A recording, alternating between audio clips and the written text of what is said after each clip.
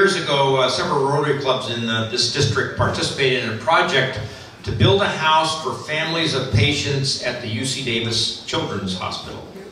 A couple of months ago, I heard tonight's speaker talk about that project at another club, and I thought it would be a good story for our club to hear.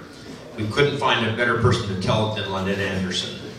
Lynette's been a Rotarian since 1993 and has been on the Oak Park Rotary House Foundation Board since its inception, serving as its first president and currently as secretary. She's an attorney, a classification which we have grudgingly come to accept in our club, and she specializes in family law. She has served as the president of her club and held several positions at the district level, including assistant governor, which I can guarantee you is clearly the best job in Rotary. She is currently the district peace chair, which is interesting given her legal specialty of family law. Please welcome from the Rotary Club of North Sacramento, Lynette Anderson.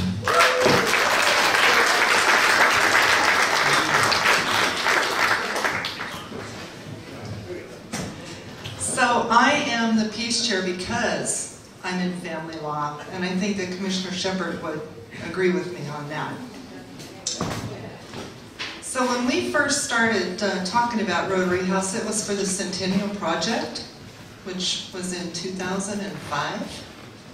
And it took a long time to get this project to actually come to fruition.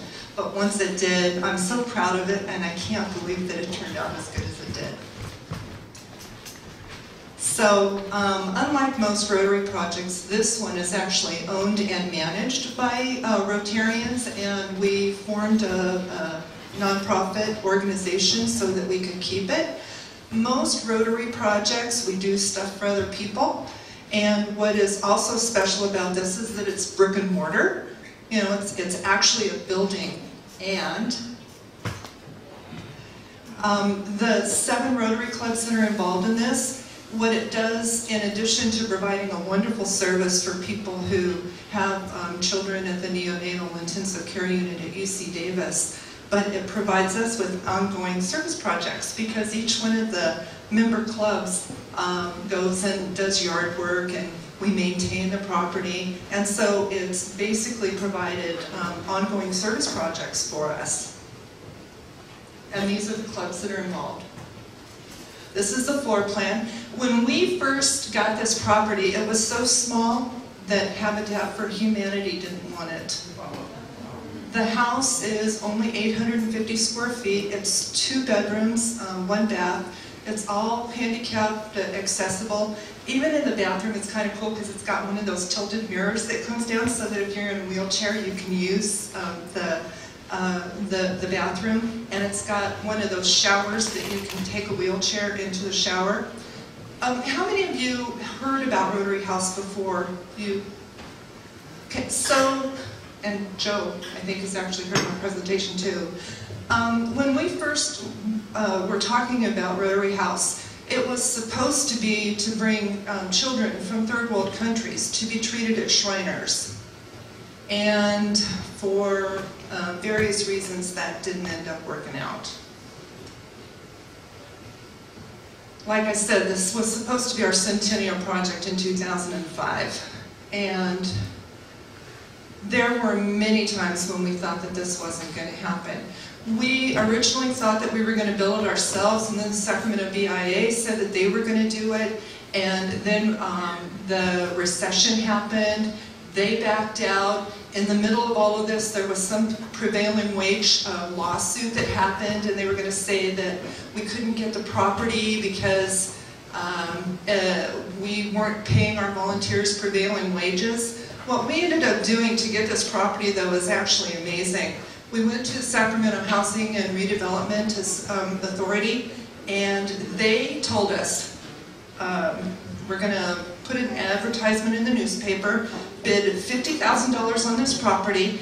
We're going to give you a loan for $50,000, 0% interest, forgivable 1/30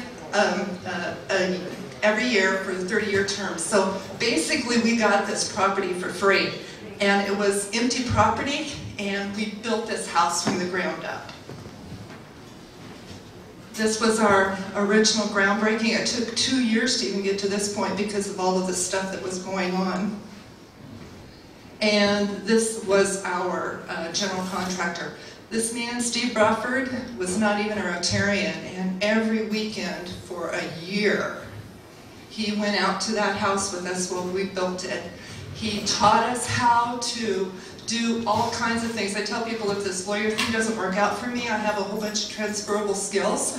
I learned how to do siding, I learned how to do insulation, I learned how to do all kinds of things, and he was just amazing. And for him to do this, to not only give his time and his labor, but he let us use all of his tools, was nothing short of amazing.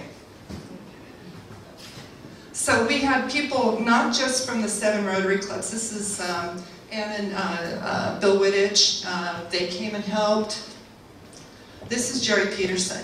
Jerry's story is her husband Sam was the original, he was one of the original people on the board. He was the treasurer. And Sam actually died of kidney cancer during the middle of all of this. Jerry was not a member of a Rotary Club. She joined her Rotary Club to finish Sam's work. And this is Tim Koch, who's in our Rotary Club. He has Rotarians at work, but he spent a lot of time standing next to poles like that.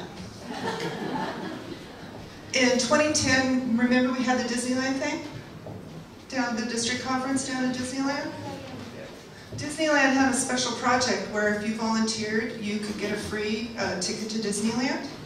And so Barry Kalar, who was the district governor at the time, ended up announcing that to everybody, and we ended up getting a lot of volunteers from UC Davis, from Sac State, from a lot of high schools in the Sacramento area, and introduced them to Rotary. And this is what our house looks like. This house, like I said, I never thought that it would turn out as beautiful as it did. It's got 9-foot ceilings, bullnose corners, pergo floors, granite countertops, and almost everything was donated. Somebody said that it was probably worth about $200,000. It's pretty cool. This was our first family.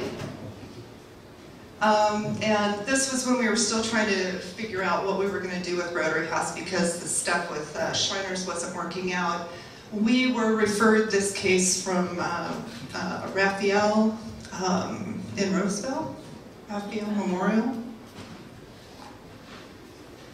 And it was about that time that we were discovered by UC Davis. One of the members of our club, her secretary, had a child who was at the NICU.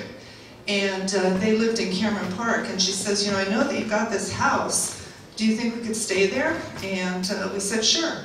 And so she told somebody at UC Davis, and they were on the phone the next day. We met with a bunch of people, their legal department and their social services department, and they were on board. They loved this. And what's so cool about it is that we are completely out of the administrative part of dealing with this house now. They are the ones who pick the families. We gave them a set of criteria. We said that we want children who are going to be in the NICU for like more than 3 months. And the family has to live more than an hour away, and they're the ones who actually pick the families. And this was our first family. And when we went on a visit for our club, we had a visit of the NICU one time, and little Ryder was back. So it was like old home week. He's so cute. And he's doing great now. And this is a Tyson. Tyson's family lived at Rotary House for 1.5 years while he was going through brain tumor treatment at UC Davis. One of the things that we hadn't realized was a benefit of this house is that, unlike Ronald McDonald House, it is isolated. So a child going through cancer treatment who has a compromised immune system isn't exposed to all of the germs that they would be exposed to if they were at more of a communal type of situation.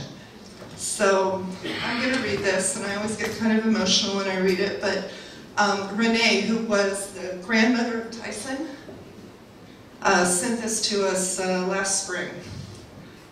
She says, "When we drive by the house during Tyson's 3-month checkups, we always have fond memories, and the boys still call Rotary House our Sacramento home. I was extremely grateful while we were living there, but I did not understand the strong impact that your Rotary House made on our lives until recently. What could have been a long measure of time filled with constant struggle, grief, and anxiety turned into a manageable fight that we were allowed to concentrate on and get through. This was accomplished in the comfort of a beautiful home, surrounded by caring people, which decreased our stress and worries 100-fold. It allowed our family to live through the tough times and gain wonderful memories while we faced the journey. To this day, the boys and I remember the good, happy days and often refer back to our time living at Rotary House."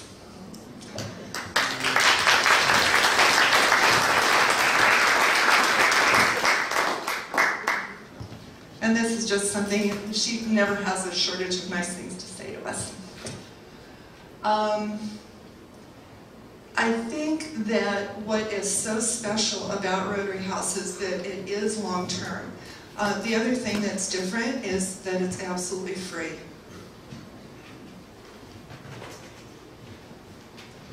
These are the expenses for Rotary House. It comes out to about $6,000 a year. And the 7 Rotary Clubs, and Betsy Gade here, she's from the Sacramento Breakfast Club. She's also one of the member clubs.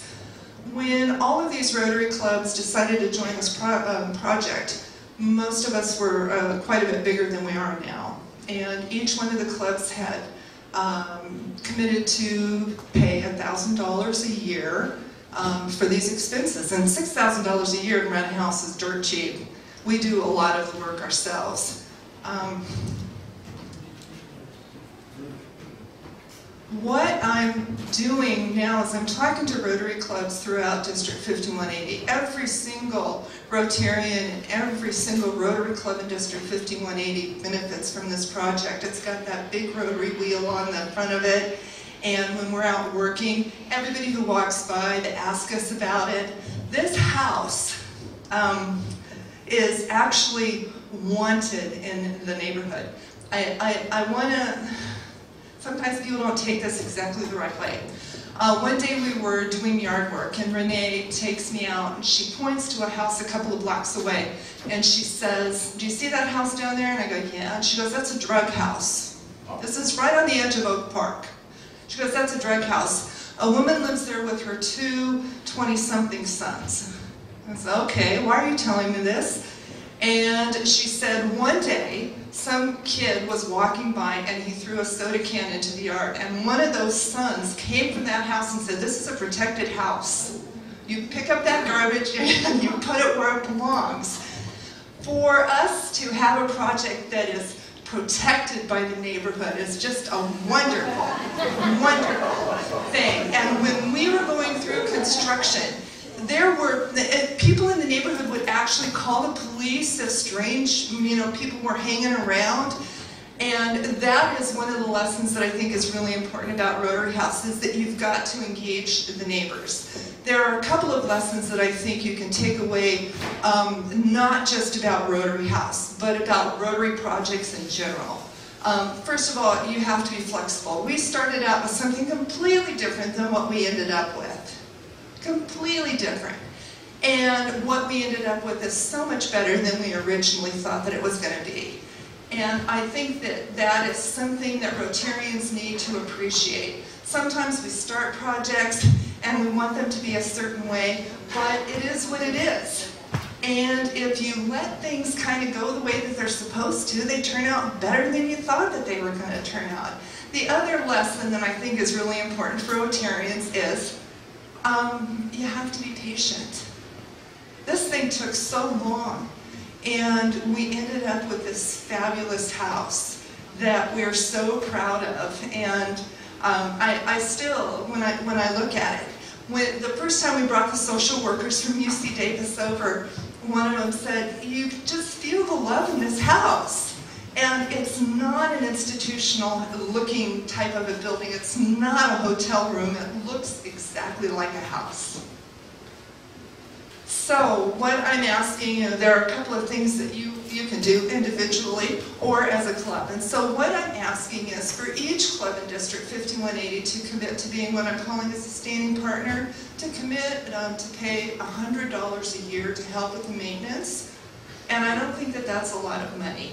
I've been talking to other Rotary clubs. The Roseville Club gave me $1,000. I couldn't believe it. But I'm not expecting that from everybody. But $100 is something that every Rotary club in District 5180 can afford. Anyway, this little baby is, I think, the reason why we're so committed to this project. I think that everybody can relate to what it must be like to have this joyous occasion of having a baby and then not having it turn out exactly the way that you wanted.